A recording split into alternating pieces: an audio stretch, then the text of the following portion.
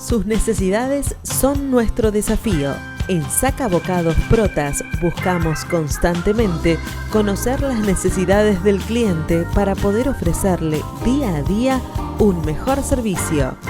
Desde hace más de 50 años proveemos de manera eficiente al tan competitivo mercado gráfico latinoamericano. Contáctenos al 011-4488-0701, a nuestro mail info@sacabocados.com o visite nuestra página web www.sacabocados.com.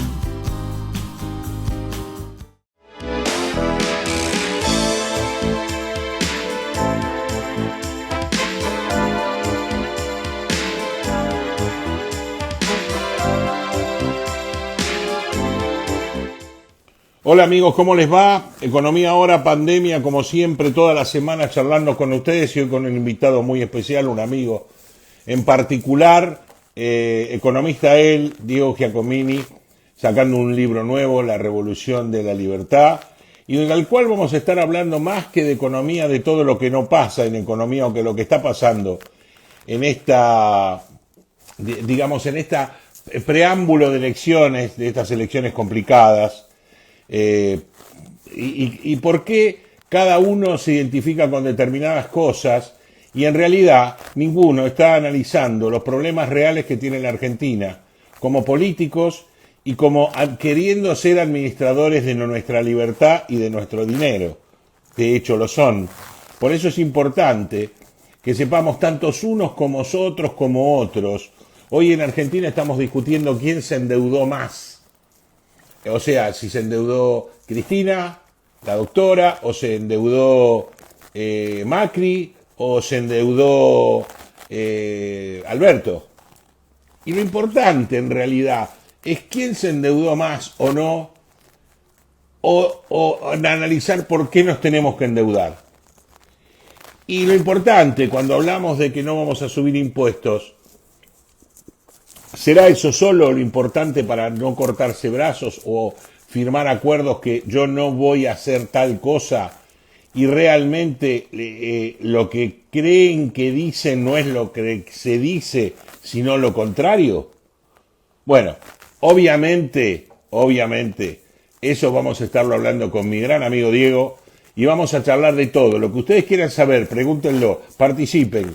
Jueguen con nosotros y nosotros vamos a tratar de que ustedes entiendan qué es lo que está pasando en Argentina, tanto de uno y otro, de todos los partidos y de todos nosotros, porque la revolución de la libertad creo que está llegando hacia la votación por un lado solo. Y no sé, por el lado de Diego seguro porque leí la tapa del libro y además sé lo que piensa, pero digamos, ¿cómo llega a todos los demás esta revolución? ¿Es una revolución real? ¿Es una utopía? ¿Se puede llegar a cabo? Bueno, todas cosas que yo le voy a preguntar a mi gran amigo Diego Giacomini, que siempre me aclara muchas, que coincidimos en varias y que además razonamos juntos muchas veces. Y hoy quiero que junto con todos ustedes, ya que tengo el honor de que nos esté viendo, vamos a estar hablando con Diego de todas estas cosas que planteará en su libro o no, pero que sí plantea en distintos medios y en distintas aplicaciones. Diego, buenas noches, ¿cómo estás? ¿Me escuchás bien? Estimadísimo, buenas noches, ¿me escuchás bien? Perfectamente bien, te veo y te escucho bien. Vi la tapa de tu libro y me inspira un montón de cosas. Y sobre todo empezar a hablar con vos de las discusiones que se plantean, para mi manera de ver muy idiotas, con respecto a esta votación y el futuro de Argentina. Porque estamos planteando de que los problemas de fondo no se analizan. Y lo que se está haciendo es maquillaje de determinadas cosas que parecen revolucionarias y que realmente no arreglarían nada, sino que según tus explicaciones y mi entendimiento, empeorarían las cosas. O seguiría todo igual. Contanos un poco. Hablamos de economía fundamentalmente, ¿eh? Sí, obviamente. Bueno, mira, vamos a ponerle números porque voy a ser economista, ¿no? Vamos. Mira, desde 1983 al 2020, lo tengo acá al lado en mi pantalla, un gráfico que lo puse en Twitter, El mundo, la generación de riqueza, el PBI per cápita del mundo creció 69%, de 1983 a la fecha. En la región creció el promedio de la región, o sea, está Haití, está lo peor, o sea. Sí, hablamos de, o sea, es claro que vos digas Latinoamérica. promedio. Tenés top y bajo, promedio. El promedio de los 200 países del mundo creció 69%, desde que Bien. Argentina recuperó la democracia. El promedio de la región, desde México a Tierra del Latinoamérica, desde México a Tierra del Fuego, creció 41%. Bien. Y Argentina creció 17%. O sea, Argentina creció menos de la mitad que el promedio de la región y creció solamente, redondeando, un cuarto de lo menos que de un creció. tercio. Sí, casi un cuarto. Casi un cuarto. ¿No? Sí, de lo que creció el mundo. Exactamente, o sea, redondeando, si la región creció 10, Argentina creció 4. Si el mundo creció 10, Argentina creció 2,5, redondeando. Exacto. ¿Ok? A ver, si agarramos, no ya desde 1983, desde que recuperamos la democracia hasta hoy, sino que agarramos 2012, 2020, nos encontramos que el mundo, la generación de riqueza, escucha bien, creció 8,4. Sí. En el promedio de la región creció 2,7. O sea, como verás, la región es la peor región del mundo. Sí, sí, claro, baja. Y Argentina cayó menos 20,1. Cayó menos 20,1. Te repito. O sea, Argentina creció menos 20,1. Claro. Se contrajo, se achicó. Claro, o sea, se achicó. El promedio del mundo creció más 8,4. El promedio de la región más 2,7. Argentina se achicó. Menos 20,1. O sea, a diferentes velocidades, en todo el mundo, cada vez se genera un poco más de riqueza y eso permite sacar a diferentes velocidades gente de la pobreza, y en cambio Argentina destroza la capacidad de riqueza y mete gente en la pobreza. Eso sería, Diego, eso sería una explicación parcial de por qué Argentina creció en pobreza. Ahora ¿cuál es el fenómeno? Yo voy a eso. Primer concepto, ¿por qué empiezo con esto? Para saber que Argentina no tiene un resfrío. No. Argentina, desgraciadamente, tiene, para poner un ejemplo feo, la peor enfermedad en estadio 4 que necesita un tratamiento de quimioterapia muy fuerte. Muy fuerte. Para poder sobrevivir. ¿Ok? Los países no mueren nunca, o sea, lo que tenemos que sobrevivir somos nosotros, que estamos adentro, ¿no? Sobrevivir, vivir, prosperar, desarrollarnos y poder ser feliz. Está claro que hace 37 años que esto que acabo de decir, nuestra economía lo hace cada vez más difícil e imposible. ¿Por qué muestro esto? Porque realmente necesitamos cambios muy profundos, reformas estructurales muy fuertes y de shock, porque de esto, si no, no salimos. Es como diga, mira, en lugar de una quimioterapia de shock, te voy a empezar a dar ibuprofeno de a poquito. ¿Y cómo va a terminar la historia? Vas a terminar mal. Claro, ¿Okay? Pero ¿cómo llegás a un shock? ¿Cómo llegás a un shock, Diego, en Argentina cuando, digamos, el 90% de la clase política, el 95% de la clase política, bajo ningún punto de vista va a querer el shock que debe asumir la clase política y que deberíamos asumir los ciudadanos viendo que votamos? Bueno. Porque nosotros hasta acá llegamos todos. Exacto. Tu pregunta es muy interesante. Viste que yo te hablé de reformas estructurales, de quimio. Sí, bueno, sí. Vos sabés que para saber qué quimio tenés que aplicar, vos tenés que tener un buen diagnóstico del problema. Y acá te empiezo. Obvio. Buen diagnóstico de la enfermedad. Y acá te empiezo a contestar. Es la base. Exacto. Acá te empiezo a contestar. Mira, redondeando, ¿cuál es el problema? Acá tengo los números, por eso estoy mirando. Argentina es el país del mundo en el cual más y más aceleradamente creció el tamaño del Estado en los últimos 15 años, concretamente y redondeando.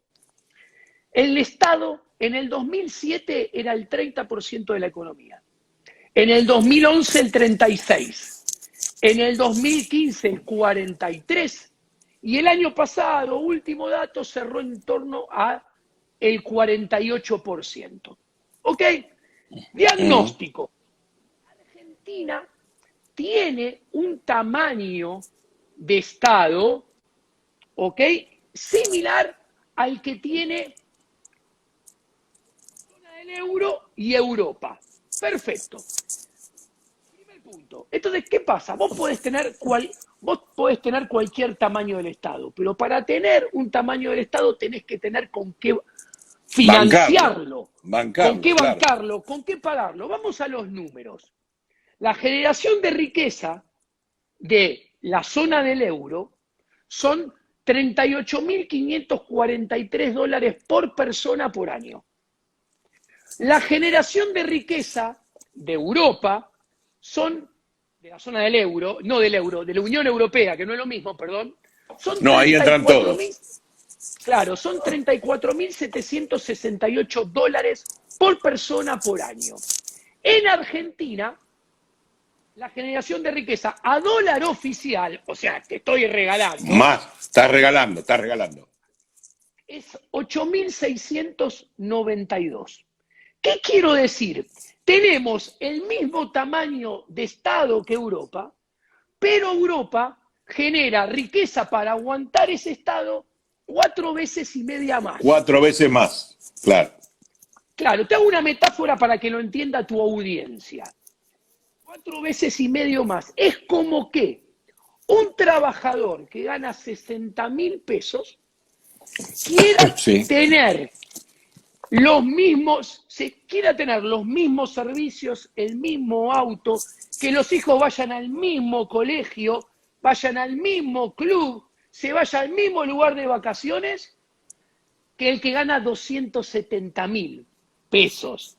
Es como que el trabajador que gana 60.000 pesos además pague el mismo impuesto a las ganancias, 35% de alícuota, que el que gana 270.000.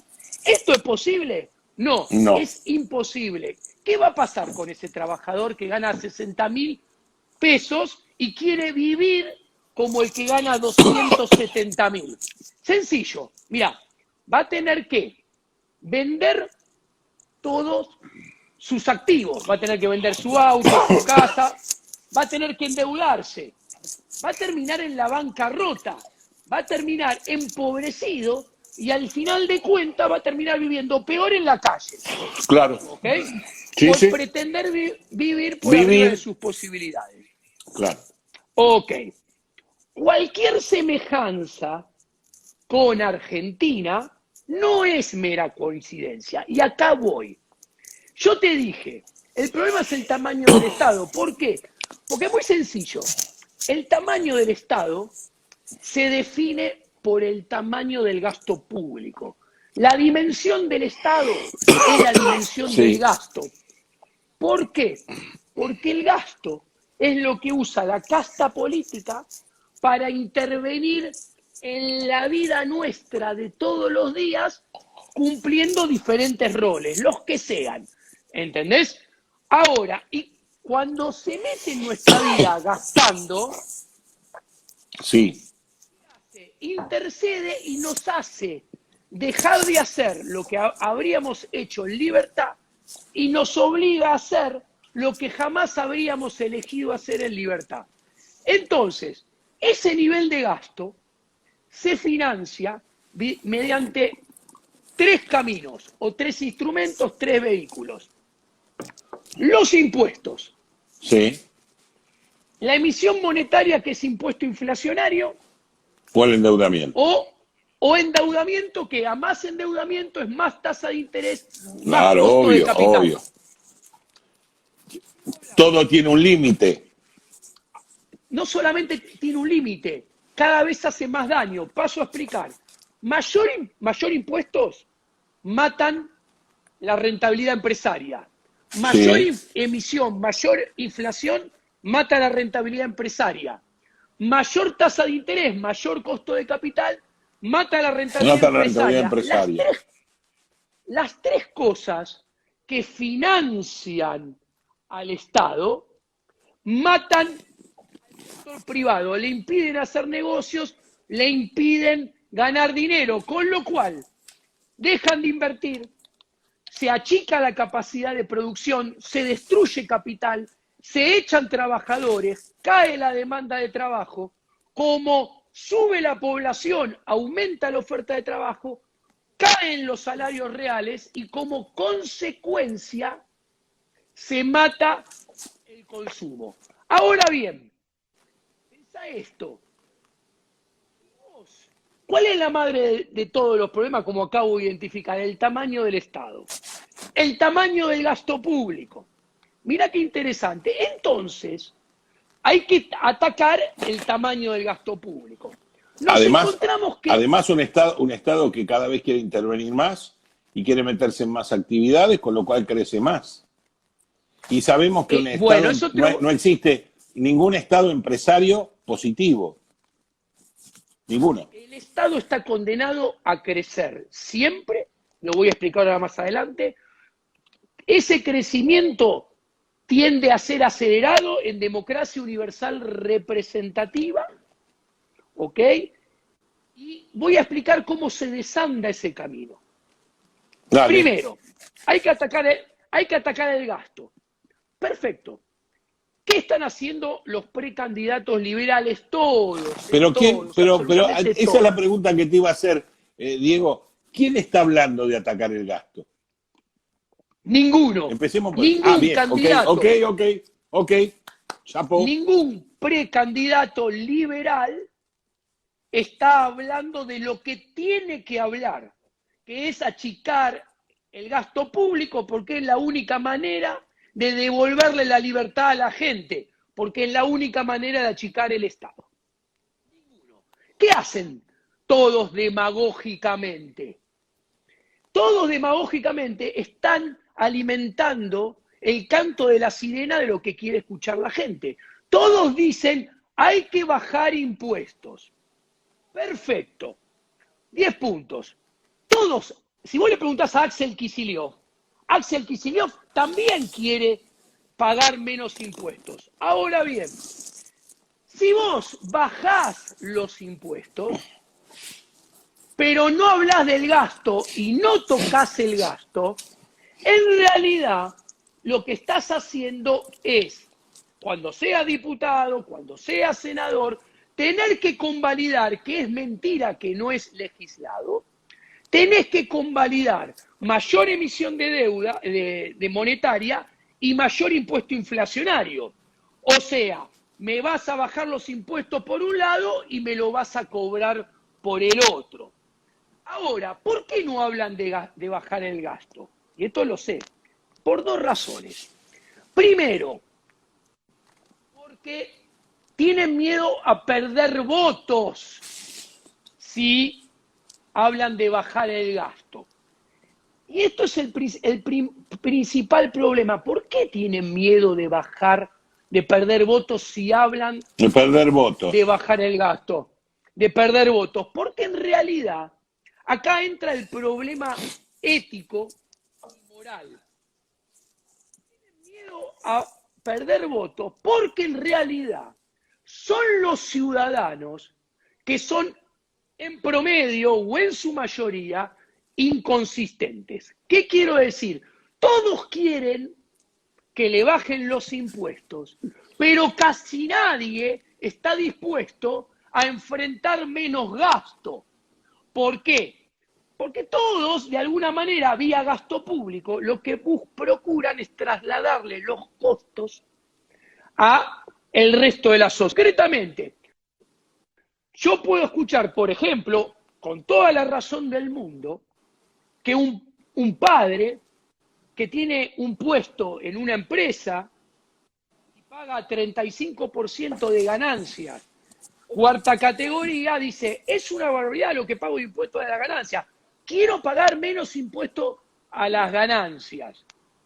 Entonces digo, tenés razón, está muy bien. Ahora bien, ¿vos estás dispuesto a que tu hijo tenga, yo te bajo los impuestos, pero tenés que pagar la matrícula en la UBA y no pretender que el padre no termina la secundaria, te financie la uva de tu hijo con el IVA, por decir, de los alimentos? Obviamente, ahí está el problema. La gente no está dispuesta a renunciar al gasto público. Por eso los políticos no hablan del gasto público. ¿Y cuál es el problema? Esto es un problema ético. La gente está adoctrinada en la religión de la educación estatal, pública, donde nos adoctrina en la religión del Estado, en la religión de los apóstoles del Estado, que son los burócratas, y en la religión de las políticas públicas, que son los mandamientos, donde nos dicen que está bien que el Estado provea las más diversas cosas y cada vez más. Entonces, ¿cuál es el punto?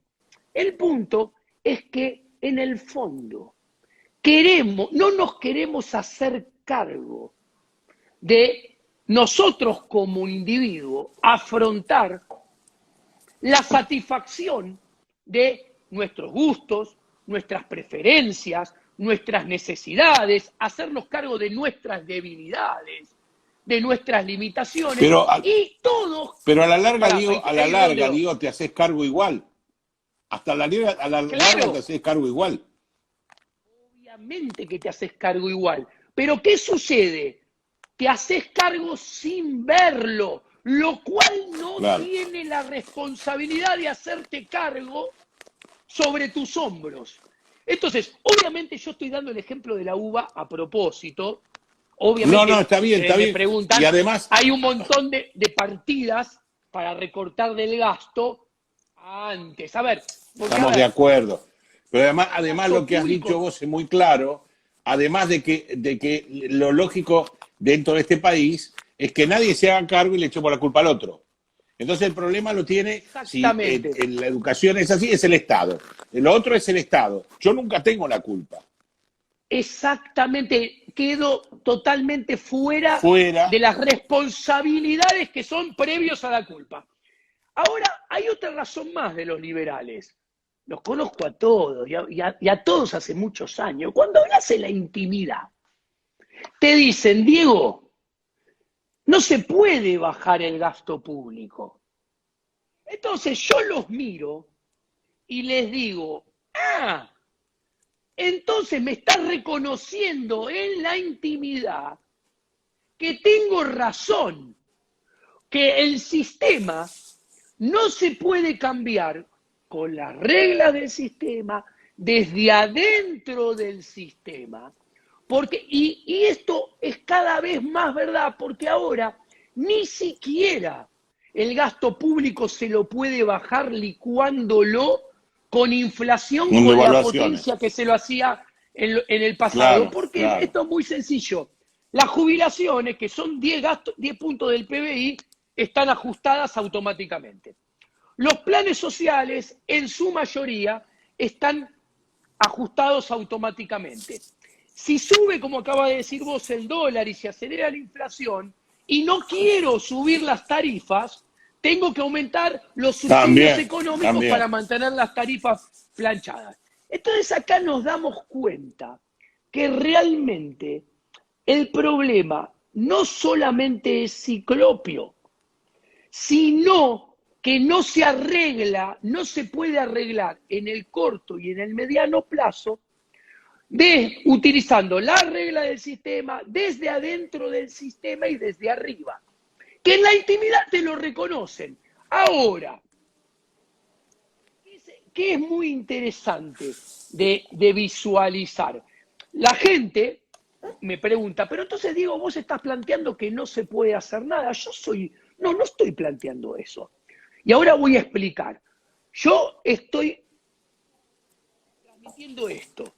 Miren, en la vida, las cosas realmente las más importantes, por más que queramos, no se pueden resolver positivamente en el corto plazo. Por ejemplo, ejemplos concretos.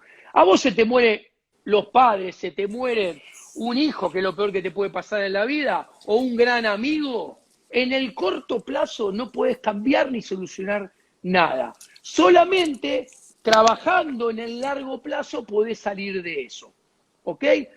A ver, a vos te deja una pareja y se va con otro y no hay vuelta atrás, no puedes hacer nada en el corto plazo. Te vas a recuperar solamente en el largo. Si sos joven, te querés levantar una señorita o un muchacho y la contraparte no te da bola y le gusta a otro, no puedes hacer nada. Entonces, en Estado, ¿qué es el gasto público? Están proveyendo, y esto es economía, bienes y servicios públicos. Esto no lo voy a explicar ahora, lo digo al paso.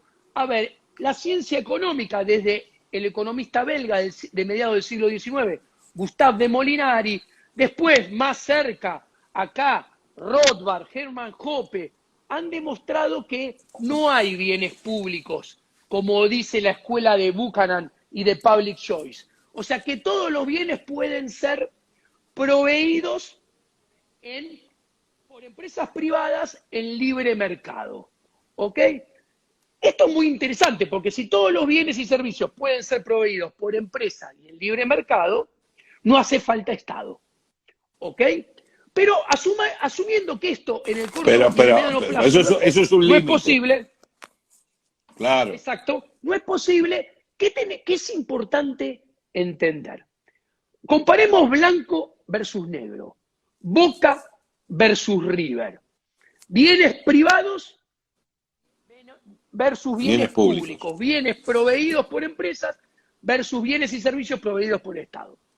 Una empresa no está condenada a crecer sistemáticamente, exponencialmente y no parar de crecer. ¿Por qué? Porque tiene limitantes, llamémoslo, naturales. Primer limitante es la propia demanda. Nadie va a proveer al mercado de un bien o de un servicio por arriba de lo que la demanda de lo que el mercado quiere, Primer limitante. Segundo limitante, la competencia.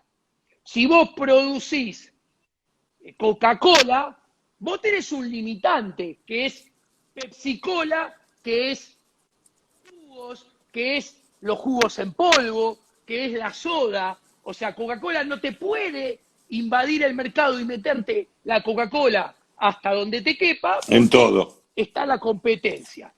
Perfecto. Esto está entendido. Y la demanda, la competencia, ¿cómo se revela la demanda? Porque la gente compra Coca-Cola o Pepsi o jugo o naranja en polvo voluntariamente. ¿Ok? Va y revela que la Coca-Cola, el jugo, el polvo satisface una necesidad y lo compra voluntariamente. Ahora pasemos a los bienes públicos. Los bienes públicos, primero, no tienen demanda. No tienen demanda. Nadie compra o vende bienes públicos en libertad. O sea, por ejemplo, vos demandás policías. ¿Cuántos policías demanda la gente?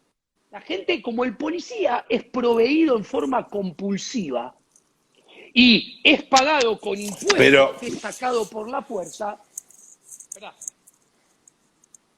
policías hay? Los que el burócrata decide, no decide la gente.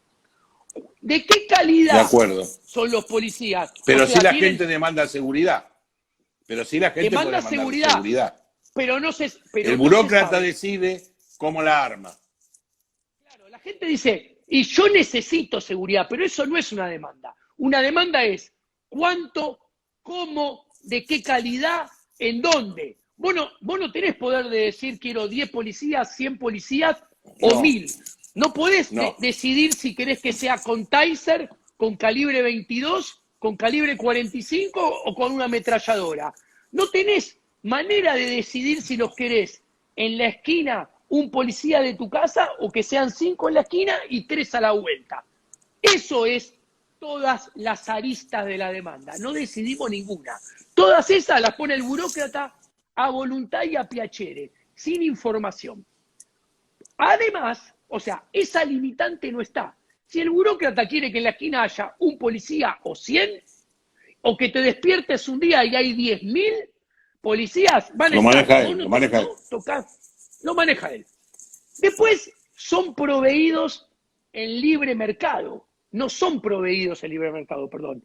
Entonces, no tienen competencia. Entonces, el Estado no tiene Coca-Cola a Pepsi, al jugo de naranja, a la soda o al Tang. No tiene competencia. No tenés Entonces, alternativa. No hay alternativa. exacto. Como no hay limitante por el vía de la demanda, como no hay limitante por el lado de la competencia, el Estado, los bienes y servicios públicos, el gasto y el Estado están condenados a crecer. Hay un solo limitante. ¿Sabes cuál es? El único limitante es la opinión pública. ¿Ok? La opinión pública. Nosotros les trasladamos el consentimiento, el apoyo, el poder a la casta política para que preste cada vez más bienes y servicios públicos. Obviamente, la manera entonces de que esto pueda bajar es una sola, que nosotros le saquemos ese consentimiento, ese apoyo, ese poder que le damos a la casta política para que el Estado crezca, para que el Estado gaste más, para que el Estado se meta cada vez más en las aristas de la vida nuestra de todos los días. Ahora, el Estado, los burócratas del Estado saben muy bien esto. Por eso, desde chiquito, nos meten en la educación pública, que es pública ya sea de gestión estatal o de gestión privada. O subsidiada. Sí. Claro, y nos enseñan que el Estado tiene que estar presente siempre. ¿Para qué? Para redistribuir, para bajar la pobreza, para elegir ganadores, perdedores, para correr detrás de la igualdad. Entonces nos van lavando de la cabeza y cada vez más.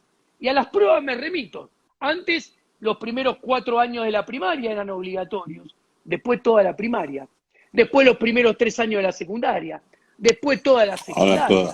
Entonces, el adoctrinamiento cada vez es más largo y más potente. ¿Para qué? Para que le demos cada vez más el apoyo a la gente. Entonces, perdón, a la gente no, al Estado. Al Estado. Público. Al Estado y los que políticos. lo integran. Entonces, la única manera de cambiar esto es que cambie la cabeza de la gente. Y obviamente la cabeza de la gente no va a cambiar de un día para el otro. Solamente puede cambiar en el largo plazo, porque los procesos culturales, sociales, políticos y económicos solamente cambian a largo plazo. Por eso yo no le miento al que me escucha. Nosotros, mirando para adelante, no vamos a poder cambiar nada ni en el mediano, ni en el corto, ni en el mediano, y en el corto y en el mediano vamos a estar peor. Pero atenti, no tiene que ser gratis que vayamos a estar peor. Tiene que alimentar este cambio intelectual en nuestra cabeza, que lo primero que tiene que alimentarnos es cambiar nuestra forma de pensar. Primero nos tenemos que desescolarizar. ¿Qué quiere desescolarizar? No quiere dejar de ir a la escuela.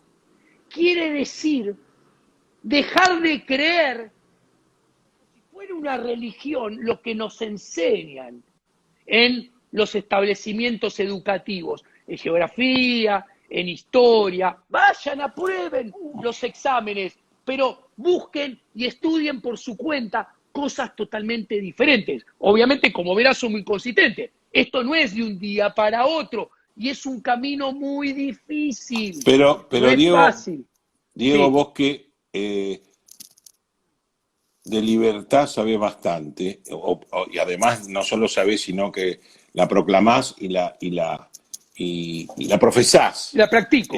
Vos pensás Sí. que la sociedad, y la practicás, vos pensás que la sociedad entiende realmente lo que es la libertad y lo que comprende, porque yo creo que el ataque que están haciendo es con respecto a que todos son limítrofes, o sea, el libertario, la libertad es no tengo Estado, y no es verdad así. Tiene que haber una parte de Estado y una parte de orden interno, pero no Mira, el que no existan reglas claras para poder desarrollarse en la libertad del ser humano, que vive coartado por todos lados. ¿Algo de eso hay? Lo mira, digo por la gente. yo te contesto rápidamente. Esto es parte del adoctrinamiento. A todos nosotros nos han enseñado adrede y a propósito que la anarquía es algo que es una mentira. Lo que nos enseñan como anarquía no es anarquía. A nosotros nos dicen que la anarquía es caos, es desorden, es violencia. ¿Y por qué nos enseñan eso? Porque nos imparten ese adoctrinamiento para decirnos, hace falta que venga un Estado con su casta política a poner orden, porque si no fuera así, viviríamos en anarquía y todo sería un caos, habría violencia, muerte, no se podría vivir. Esto es mentira. Obviamente esto es una diatriba mentirosa que deforma y miente sobre lo que es la anarquía para construir un relato funcional a construir el poder del Estado y los burócratas. Y esto es muy fácil de explicar. Yo a tu audiencia les digo, una multinacional está organizada en anarquía. Una empresa privada está organizada en anarquía. Un partido político hacia adentro, el DESPER, Cambiemos, Avanza Libertad, todos hacia adentro para conveniencia de los políticos, está organizado en anarquía. La iglesia, una iglesia está organizada en anarquía. El contexto de países mundiales está organizado en anarquía. El comercio internacional, la administración de justicia en el comercio internacional, a lo largo de los siglos, mayoritariamente ha estado organizado en anarquía. ¿Qué es la anarquía? Te pongo un ejemplo sencillo. Uno va a trabajar a una empresa de cualquier tamaño, está organizado en forma anárquica. ¿Por qué? Porque hay intereses en común, coincidencias y desarrollos de la cooperación de ambas partes que cooperan entre sí, se alían en pos de alcanzar algo. En una empresa es producir algo, vender algo, ganar dinero, etcétera, etcétera. En un partido político hacia adentro se junta, qué sé yo, en anarquía, Milei y Villarruel, porque tienen un interés común, cooperan entre sí, se asocian en libertad entre sí en pos de alcanzar eso. Eso es anarquía. ¿Dónde está la diferencia? Mirá, si Villarruel mañana dice, ¿sabe qué? Milei, me cansé. O Milei le dice a Villarruel, ¿sabe qué? Me cansé. Me cansé. O Larreta le dice, me cansé. Se da media un trabajador de una empresa, ¿sabe qué? No me conviene más esto. Me cansé. El empleador, bajo las normas positivas que hay, le tendrá que pagar la indemnización, pero no le queda otra que dejarlo ir. No puede agarrarle de los pelos, darle un palazo y meterlo y obligarlo a trabajar dentro de la empresa. Milei no puede agarrar de los pelos, darle un palazo en la cabeza a Villarruel y decirle, vos te quedás acá. ¿Ok? Eso es una organización anárquica. En una organización anárquica hay gobierno, hay orden pueden haber estratos de autoridad. Lo que pasa, a ver, Villarruel está Sí, debajo claro. de Milei, hay estratos de autoridad. ¿Por qué? Porque los dos entre sí en Libertad lo consintieron de esa manera, porque los dos piensan que le conviene, vaya a saber por qué. Pero está muy bien, lo han convenido. Eso, Sí, sí, mirá, está claro, de está una claro. institución Está claro. política para adentro está organizado en anarquía. A ver, mirá esto. Inglaterra, Brexit, se separó de la Unión Europea. La Unión Europea la invadió con aviones, tanques, para impedir para obligarla a que se quedara. No. Si hubiera hecho eso, no sería anarquía. Inglaterra se dio media vuelta. Después de hacer lo que tenía que hacer, porque poder separarse no quiere decir un viva la pepa, porque la anarquía no es una viva la pepa. Cumple con los procesos, con las obligaciones, responsabilidades, y se va. Quiere decir que nadie la agarra de los pelos. Toda esta explicación, que en mi libro en mi libro La Revolución de la Libertad está explicada, lo que lleva a lo que conduce es que, importante, en el largo plazo, como decía Borges, no es utópico pensar en una organización de las sociedades en este sistema, porque de hecho en el pasado hubo organizaciones que funcionaron muy bien. De hecho, por ejemplo, la Administración de Justicia ha sido, con un sistema totalmente diferente, con derecho consuetudinario, con tribunales privados, prestada por fuera del Estado y ha funcionado muy bien. Entonces, ¿qué quiero decir? Esto es posible, como decía Borges, pero tenemos que ser, no es utópico, utópico es pensar que este sistema puede funcionar bien, porque tiene unas contradicciones fabulosas, te dicen. Eso no Mirá hay qué duda, interesante. eso no hay duda. Viste, te dicen, mirá qué interesante, la democracia universal representativa, te dice, necesitamos un Estado fuerte que provea seguridad y proteja la propiedad privada porque, como decía Hobbes, el hombre es malo. Entonces hay que cuidarse del hombre malo y necesitamos el Estado que en forma monopólica nos cuide del hombre malo y cuide la propiedad privada. Mirá qué interesante la democracia. Votan todos. Todos votamos y los votos de todos valen uno. Estoy describiendo, no estoy diciendo si es bueno o malo. Entonces, si el hombre es malo y votan todos y el voto de todos vale uno, la realidad es que no puede funcionar muy bien. Sigo avanzando. Si en democracia universal representativa todos pueden acceder a un poder y todos le hacen caso a Cristina, que dice, ¿querés ser gobierno? Las puertas están abiertas. Armate un partido, presentate a elecciones, ganá las elecciones. Quiere decir que no solamente los hombres malos votan, los hombres malos también pueden gobernar. Entonces, sinceramente, cuando vos lo analizás de la praxeología, es muy inconsistente, está cantado que no puede funcionar bien. Y si a esto le agregás que la democracia universal representativa es un sistema de gobierno de propiedad pública, donde los que asumen para administrar los bienes y servicios públicos no son los dueños, sino que asumen en comodato. El sistema de incentivos es que se coman el capital. Ok, para que se entienda, si vos antes, yo no estoy defendiendo la monarquía, por favor, pero estoy describiendo, si antes con el sistema previo, vos ponías a un rey a administrar el tambo, un tambo lechero, el rey tenía un esquema de incentivos de ¿qué? Que las vacas copulen unas con otras, se reproduzcan, haya cada vez más vacas, sacarle leche pero no exprimirlas, porque él le quería dejar en herencia al hijo un tambo con más vacas que le pudiera dar más leches y que el hijo le dejara en herencia a su nieto un tambo todavía más grande, con más vacas y con más capacidad de producir litros de leche. Ahora bien, en democracia, como las vacas no son de él, los que administran lo público tienen incentivo ¿a qué? Tienen incentivo a, si los dejan, no interesarle que las vacas copulen entre sí, no dejarlas copular y que den todos los litros de leche que puedan durante todos los días que ellos son gobiernos, Así el pueblo está más feliz porque toma más leche y los votan a ellos y ellos se quedan en el poder y ellos ganan plata y hacen sus negocios en el poder. ¿Ok? No, entonces, ¿qué pasa?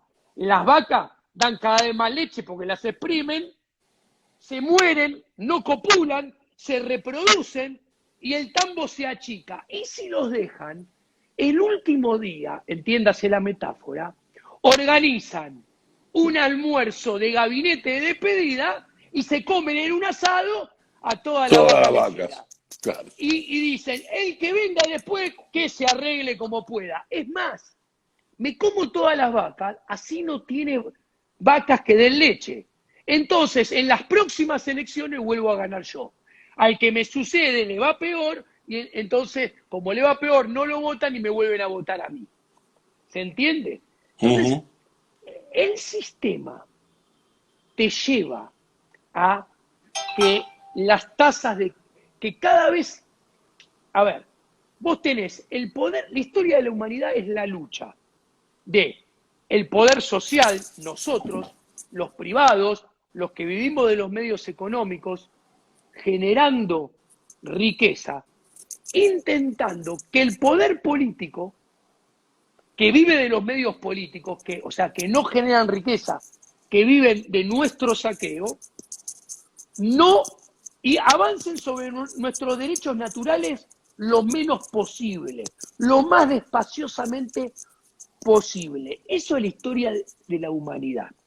Cuando vos mirás todo esto que expliqué de la democracia, que está praxeológicamente muy demostrado y la realidad lo ilustra. A ver, señores, cuando ustedes se fijan al principio del siglo XX, en Europa había dos repúblicas, Suiza y Francia. Había tres imperios, el imperio turco-otomano, el imperio austrohúngaro y el imperio de Prusia.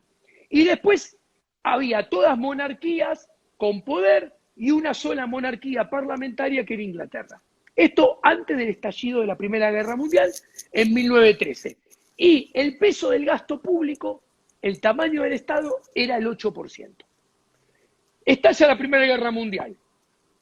O casualidad, 1914. En 1913, Estados Unidos inventa la Reserva Federal de Estados Unidos, empieza a andar, a caminar el dinero fiat, el dinero fiduciario, que es poder emitir sin respaldo y hasta el infinito. Con eso financian la entrada a la Primera Guerra Mundial, que la Primera Guerra Mundial, ¿qué es? Es la exportación del régimen de gobierno de Estados Unidos a toda Europa. Termina la Primera Guerra en 1918. En la década del 20, el gasto público, que antes de la guerra era el 8%, 10% del PBI, pasó a ser el 20%. En la década del 30, el gasto público pasó a ser el 30%. O sea, en 20 años el tamaño del Estado más que se duplicó, se triplicó. Después llegó a 40% del PBI en los 80 y hoy en día está en el 50, 52 en la Europa occidental. Cuando vos mirás, conclusión, explicado en la teoría, la evidencia lo ilustra, la democracia, este sistema de democracia universal representativa, donde, como explica Lysander Spooner, la Constitución no nos defiende y los diputados, senadores, presidentes, vicepresidentes, gobernadores, intendentes no son nuestros representantes, conduce a un crecimiento del Estado por sobre el sector privado, avasallando nuestros derechos naturales y arrasando nuestra propiedad privada. Y este sistema lleva a la larga al socialismo por la puerta de atrás. Entonces, hay que entender esto. Este camino, voy a hacer una metáfora. Imaginemos que esto es una película. Esta película, todos los países del mundo la desandan a diferentes velocidades y con diferentes intensidades. Imaginemos que esta película tiene 3 horas de duración. Cuba está terminando los títulos, ya pasaban las 3 horas. Venezuela está también en los títulos, ya terminó la película. Argentina anda por las 2 horas 40, después hay otros países que anda por las 2 horas, otro hora 40, hora 50. Ahora bien, lo importante, todos los países solamente avanzan en esta película. Todo el mundo, inclusive Estados Unidos, de la mano de la Reserva Federal, va hacia el socialismo. O sea, Estados Unidos va hacia China y hacia Rusia, no hay duda de eso. Todos son más socialistas y hay menos libertad que hace 10 años, que hace 20, que hace 30. ¿Cuáles son la excepción? La excepción, los únicos, que son muy poquitos, son los ex países del este de Europa, los ex países de las repúblicas soviéticas, que después de 40, 50 años de tiranía estatal, la gente entendió que el problema era el Estado, que el problema era el gasto público y que el problema eran los políticos que viven de la teta del gasto público. Porque casta política, la casta política vive del gasto público, o sea, el problema es el gasto público. Después están los hombres de carne y hueso que viven de ese gasto público, entonces se preocupan que aumente el gasto público. ¿Qué hicieron los ciudadanos de esos países? Se dieron cuenta, lo internalizaron, le llevaron varias décadas y salieron a la calle dispuestos a cambiar el sistema, a sacarle el poder, el consentimiento, el apoyo a esa casta política y ese sistema. Y pudieron cambiar el sistema. ¿Cómo lo cambiaron? Como lo cambiaron todos los países a lo largo de la historia. Los sistemas socioeconómicos, políticos, siempre avanzan hacia algo distinto, nuevo, hacia adelante y son cambiados desde abajo y no utilizando las reglas del sistema, ¿ok? Por fuera de la regla. Entonces, como verás, soy muy consistente. La gente se tiene que dar cuenta que este sistema está decadente y es un sistema que no puede volver hacia atrás, porque volver hacia atrás es terminal el sistema. Claro, implicaría, a ver, desaprender lo aprendido para bien y para mal, borrar la historia para bien y para mal, y que eso es imposible. Entonces, pero no, ¿qué me no parece pensa... a mí? Sí. Que desgraciadamente... Termina y te pregunto. Vamos a tener que vivir mal, peor, durante más cantidad de años, para ir dándonos cuenta de esto. Y que no le podemos pedir más peras al olmo, que no podemos pedir que el sistema funcione mejor o bien, porque estamos pidiendo una prostituta experimentada pero virgen, estamos pidiendo helado caliente, estamos pidiendo un planeta Tierra sin gravedad. El problema somos nosotros, que estamos pidiendo cosas imposibles. Nos tenemos que dar cuenta de eso. Una vez que nos empecemos a dar cuenta y cambiemos, puede haber cambio. Yo me pregunto, yo creo que hay una gran efervescencia juvenil con la libertad y que sería interesantísimo no desaprovecharlo y usarlo realmente en donde se debe ser usado, ¿no? Hacer lo que debe de hacerse para hacer el cambio que vos decís que hay que hacer y que todos sabemos, o por lo menos yo coincido con vos, en que nada es rápido y que va a llevar mucho tiempo hacer el cambio y que el cambio también, sin ninguna duda, va a empezar de abajo para arriba. Mira, exactamente. No de arriba para abajo. Mira, viste que vos sabés muy bien, yo soy muy atacado por muchos jóvenes. Yo no, a mí no me molesta, no me preocupa, muchas veces hasta me divierto, porque son jóvenes. Acá, y tienen perdona, tiempo. claro, pero acá... Esos son los que tienen tiempo de evolucionar y cambiar. Claro, se van a dar cuenta de lo que digo, acá, me van a terminar dando la razón. Acá están hablando de Suiza, y es un ejemplo muy válido para lo que decís vos. En Suiza ocupar un cargo público es un honor y no cobran. Es más, hay un argentino que maneja un cantón suizo porque se nacionalizó Suiza, y él nos decía y nos comentaba que para él es un honor ocupar el puesto y que se reúnen una vez por semana, totalmente de honor, en cada uno vive de su trabajo. Bueno, Que acá sería esto es muy bueno importante. empezar a hacer eso y se terminaría la historia de los famosos sueldos, asesores, asesores de los asesores, amigos de los amigos de los amigos y los negocios de los políticos que normalmente siempre sacan un pedacito del puente para quedárselo ellos. Bueno, mirá, te quiero hacer este comentario porque esto... Nos quedan quiero 2 que la minutos, gente, Diego, 3 sí, minutos. lo perciba. Yo no ataco a ninguna persona. Yo debato ideas, ¿ok? A los liberales, que yo los llamo pseudo-liberales porque no proponen cosas ligadas con las ideas de libertad, porque vos no podés perseguir fines de libertad a través de medios estatistas, les propuse, en lugar de llenarse la boca demagógicamente con bajar impuestos, a partir de todo lo que expliqué, señores, comprométanse a presentar este proyecto de ley. Un proyecto de ley de referéndum, ¿ok? ¿Qué es? Primer pregunta al pueblo. Señores, ¿ustedes están de acuerdo con que ni nación ni provincia tengan más de 5 ministerios? Hoy en día hay 350 ministerios en el país. Sí, no.